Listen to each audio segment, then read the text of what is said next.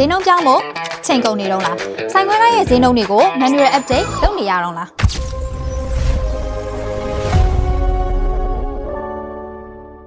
ဒါဆိုရင်တော့ iStore Enterprise Cloud-based ERP software မှာပါတဲ့ pricing feature ကလူချင်းမင်းတို့လုပ်ငန်းရဲ့ဈေးနှုန်းစီမံခန့်ခွဲမှုကိုဘယ်လိုမြန်ဆန်တိကျအောင်ကူညီပေးနိုင်မလဲဆိုတာဆက်ပြီးကြည့်လိုက်ရအောင်ပါနော်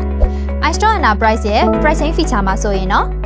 ရုံးချုပ်မှာကုန်ပစ္စည်းတွေရဲ့ဈေးနှုန်းတွေကိုပြောင်းလဲလိုက်တာနဲ့တပြိုင်နက်လုပ်ငန်းခွဲဆိုင်ခွဲတွေမှာဈေးနှုန်း up to date ပြောင်းလဲနိုင်မယ်။ရောင်းဈေးကိုသက်ဆိုင်ရာ currency အလိုက် rate ကိုသတ်မှတ်ပေးလိုက်ရုံနဲ့ကျပ်ဖြင့်ရောင်းဈေးတွေကိုစနစ်မှ auto ပြောင်းလဲသုံးပြုနိုင်မယ်။ကိုယ်ကုန်ပစ္စည်းတွေကပြည်ပကနေတင်သွင်းရတာမျိုးရှိရင်လည်း duty fees, transportation fees နဲ့အခြား additional cost တွေကိုပစ္စည်းတစ်ခုချင်းစီရဲ့ဝယ်ရင်းဈေးထဲမှာထပ်တွက်ပြီးရောင်းဈေးသတ်မှတ်နိုင်မယ်။ဈေးနှုန်းပြောင်းလဲသတ်မှတ်ရမှာလဲပစ္စည်း item တစ်ခုသို့မဟုတ်လူလိုက်ဖြစ်စေတစ်ဆိုင်လုံးရဲ့ပစ္စည်းအလုံးဖြစ်စေ percent သို့မဟုတ်